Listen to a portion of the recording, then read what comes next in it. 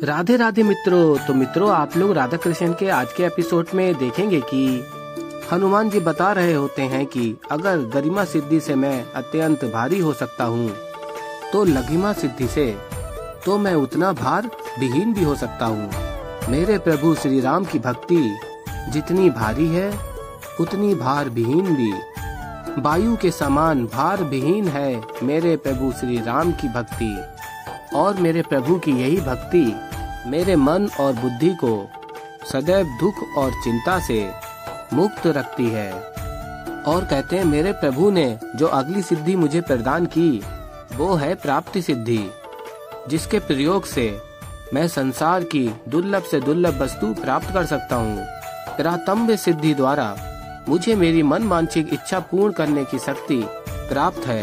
विशस्त्र सिद्धि से मैं किसी भी अवस्था में कुशल नेतृत्व करने की क्षमता रखता हूँ। वसिष्ठ सिद्धि द्वारा मैं इस संसार के प्रकृति के किसी भी चल अचल जीव निर्जीव व्यक्ति प्राणी या वस्तु को अपने बस में करने की शक्ति रखता हूँ।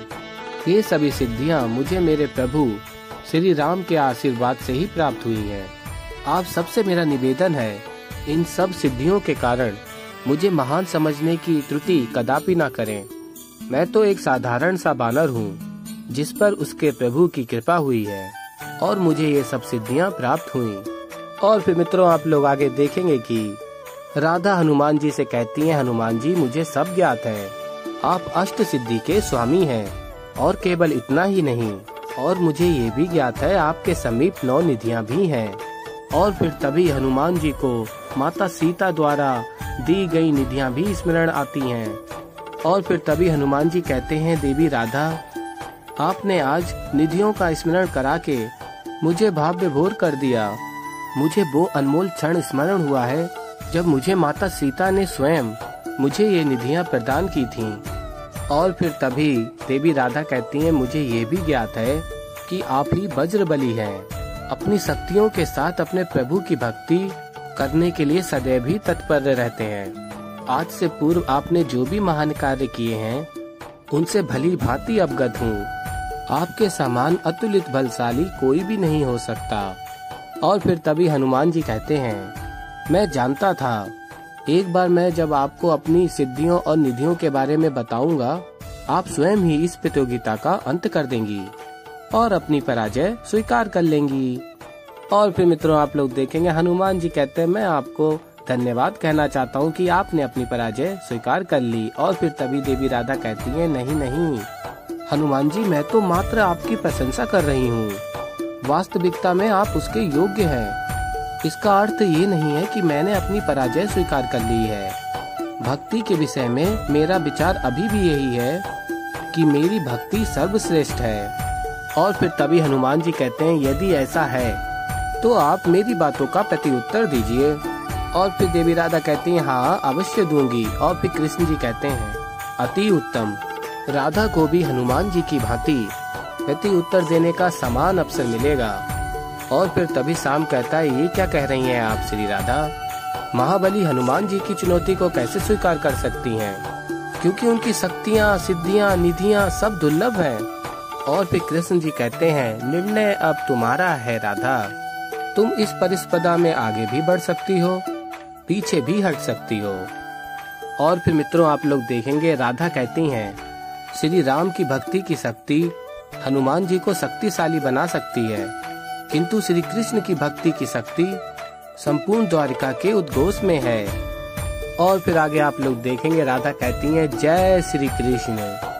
और फिर मित्रों, आप लोग आगे देखेंगे बलराम दाऊ कहते हैं, राधा का प्रत्युत्तर हनुमान की सिद्धियों को चुनौती दे पाएगा।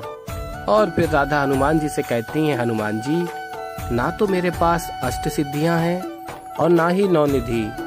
और फिर आगे राधा कहती हैं, जो आपने किया है वो आपकी भक्ति का प्रतीक है, किंतु जो मैं करके दिखा सकती हूँ क्या वो आप कर सकते हैं। और फिर तभी हनुमान जी कहते हैं, अवश्य करके दिखा सकता हूँ, आप जो भी चुनौती देंगी मुझे स्वीकार है। और फिर आगे आप लोग देखेंगे राधा कहती हैं, क्या मेरे समान प्रेम कर सकते हैं आप। और फिर हनुमान जी कहते हैं, हाँ मैं अपने प्रभु श्री राम से यथा प्रेम करता हूँ।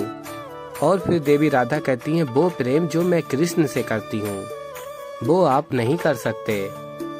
और फिर मित्रों आप लोग आगे देखेंगे राधा आंखें बंद करके कृष्ण को ध्यान करती हैं और फिर आप लोग देखेंगे सभी को बांसुरी की आवाज सुनाई देती है और फिर सभी द्वारकावासी कहने लगते हैं ये तो द्वारकाधीश श्री कृष्ण की बांसुरी की धुनी है, लेकिन द्वारकाधीश तो बांसुरी बजा ही नहीं रहे हैं।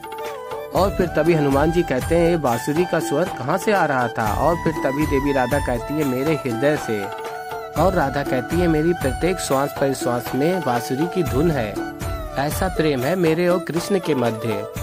और फिर तभी राधा कहती है हनुमान जी से बताइए क्या आप ऐसा कर सकते हैं। और फिर तभी हनुमान जी कहते हैं ये कैसे संभव है। और फिर तभी कृष्ण जी बताते हैं हाँ हनुमान ये स्वर मेरी ही बांसुरी के हैं। अब आप ही बताइए क्या आप ये कर सकते हैं जो राधा ने किया, क्या आप उसकी ये चुनौती स्वीकार कर सकते हैं। और फिर तभी शाम कहता है श्री हनुमान जी के पास तो असीम शक्तियां हैं, वो तो ये कार्य सरलता से कर लेंगे। और फिर तभी हनुमान जी कहते हैं नहीं मैं ये नहीं कर सकता।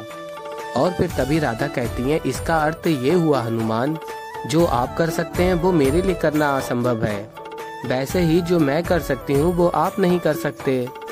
और फिर कृष्ण जी कहते हैं आज ना किसी की जय हुई है और ना ही पराजय, दोनों पक्ष समांतर पर हैं। आज इस परिस्पर्धा का अंत यही होता है, किंतु भक्ति की श्रेष्ठता कल पुनः पर की जाएगी। और फिर मित्रों आप लोग आगे देखेंगे हनुमान जी सोच रहे होते हैं कि मेरे प्रभु श्री राम की भक्ति से कुछ संभव ना हो पाए, ऐसा हो नहीं सकता, परंतु आज हो गया। और फिर मित्रों आप लोग आगे देखेंगे कि हनुमान जी सोच रहे होते हैं प्रतियोगिता में हुआ क्या, कुछ समझ नहीं आया, कदाचित इसी में प्रभु श्री राम की इच्छा हो, और जो प्रभु श्री राम की इच्छा वो मेरी इच्छा। जय प्रभु श्री राम। और फिर मित्रों आप लोग आगे देखेंगे कि हनुमान जी अतिथि कक्ष में जाते हैं और वहाँ पे बलराम दाऊ कहते हैं आपका पूर्ण पराक्रम देखा मैंने, क्या अष्ट सिद्धियाँ हैं, क्या 9 निधियाँ हैं और ना जाने कौन कौन सी विधियाँ हैं, किंतु हमारी राधा के पास ना तो अष्ट सिद्धियाँ हैं ना तो 9 निधियाँ हैं, फिर भी आज प्रतियोगिता में तो बड़ी कड़ी चुनौती दे दी राधा ने आपको। और फिर तभी हनुमान जी कहते हैं देखिए श्री बलराम आज प्रतियोगिता में जो भी हुआ मेरे प्रभु श्री राम की इच्छा से ही हुआ, अब यदि मेरे प्रभु की यही इच्छा है तो मुझे ये इच्छा भी स्वहस्त स्वीकार है।